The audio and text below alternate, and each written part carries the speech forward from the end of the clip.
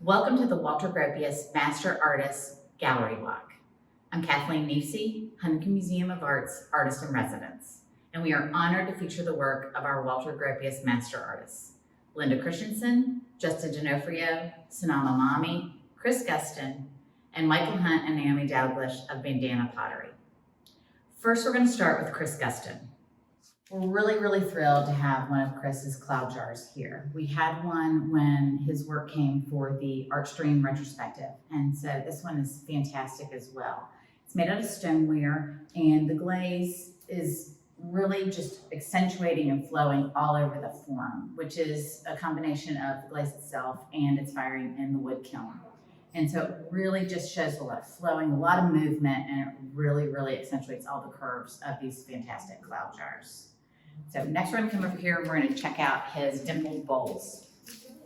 And these Dimpled Bowls are amazing. They're just very open. You've got, again, the wood firing with the glaze. You have a lot of movement, a lot of puddling and pooling in the bottom of the bowls, and they really accentuate the forms. These are made out of porcelain, and it's just a great form that really comes, I think, from when you look back on Chris's experiences with beginning in the Azores when he started carving bowl forms out of volcanic rock. And you can really see the progression of how over the years it led to these fantastic forms. So next we're going to move on to Bandana Pottery.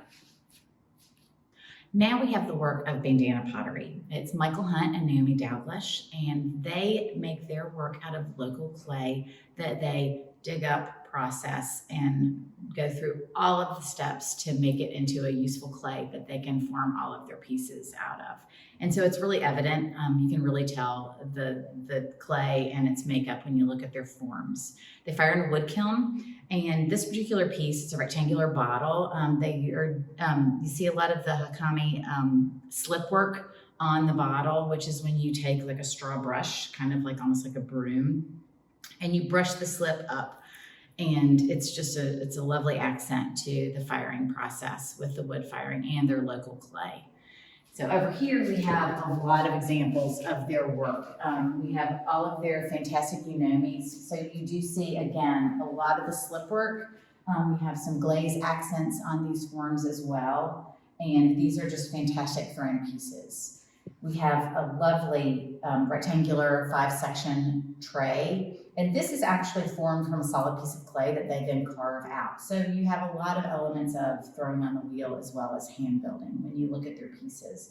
You have the lovely square plates where you even see some finger marks going through the white slip, and then the fantastic teapot with those great little green dot accents with the glaze.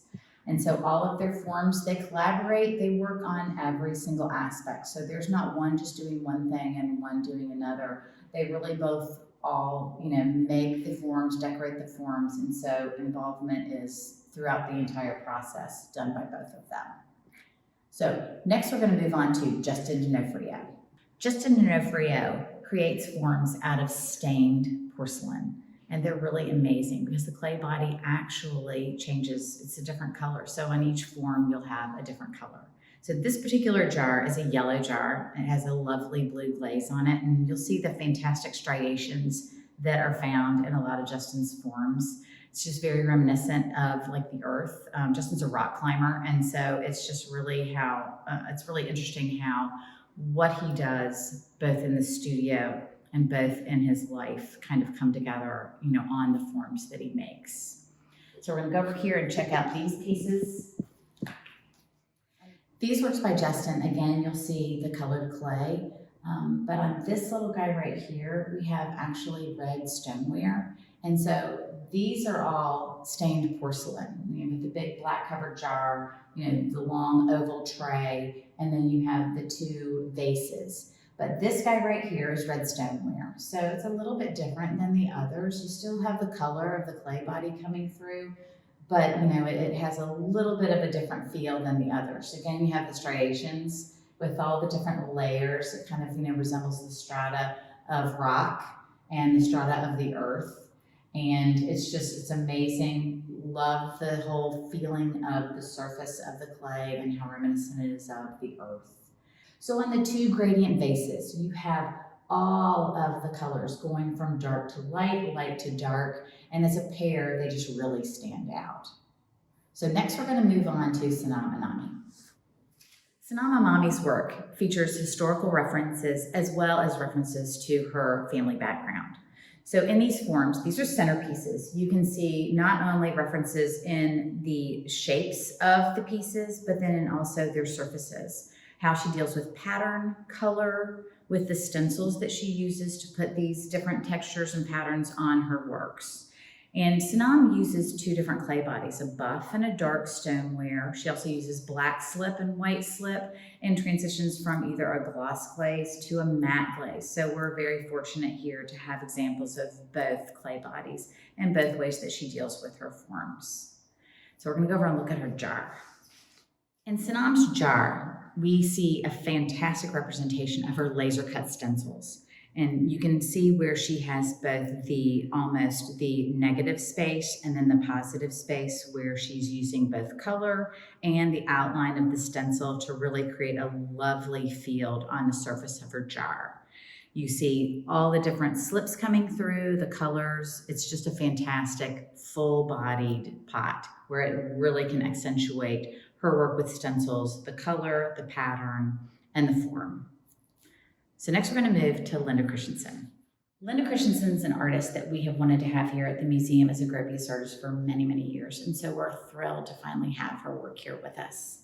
We have a couple of her coffee pots, and these are lovely examples of her wood fire process, putting pieces and parts together and really show Linda's whole aesthetic with dealing with the functional form and how much she really enjoys putting together a piece that someone will enjoy. We have here one of her baskets, which this is another kind of iconic Linda Christensen piece with the handle and the wire. We have some slip work on here, but again, really showing a fantastic example of her wood kiln and the firing process. So we're going to move over here and look at another one of Linda's baskets. Our final stop is with this last basket of Linda Christensen's. And again, you see how the wood kiln can really accentuate your form, creating lovely flashing all over your piece. And we've got the handle with wire. And so again, this is a really, really great form of Linda's. We're thrilled to have it here. And this is one of our favorites to look at. Thank you for joining us for the Walter Gropius Master Artist Ceramic Symposium Gallery Walk. This exhibition will be on view until December 6th, 2020. If you can come visit the Huntington Museum of Art, we'd love for you to do so. Just go to hmoa.org to schedule your free ticket. There are many incredible people to thank who made the Ceramic Symposium possible. To all the Gropius artists, Linda, Justin, Sanam, Chris, Michael, and Naomi, for all of their hard work through this entire virtual process. It has been a pleasure to work with all of them. To all of the past Gropius artists, it's their legacy that makes this program so rich and so unique. To Allegheny Meadows, for his guidance, support, and friendship to both myself and to the museum throughout the years with the Walter Gropius Master Artist Program. To John Farley, Assistant Curator and Preparator at the Huntington Museum of Art, for his masterful work in pulling this exhibition together. To Tim Atkins, grant writer at the Huntington Museum of Art, whose wordsmithing skills brought this symposium to fruition. To the entire staff at the Huntington Museum of Art, all of whom have contributed so much to this program. To the Education Department at the Huntington Museum of Art, Cindy Dearborn, Director of Education, George Lanham, Museum Educator, and Sadie Helmick, Museum Coordinator, for making this symposium a reality. And finally, a special thanks goes to Sadie alone, who tirelessly put this entire virtual symposium together. From all of us here at the Huntington Museum of Art, thanks again, take care, and keep following the museum.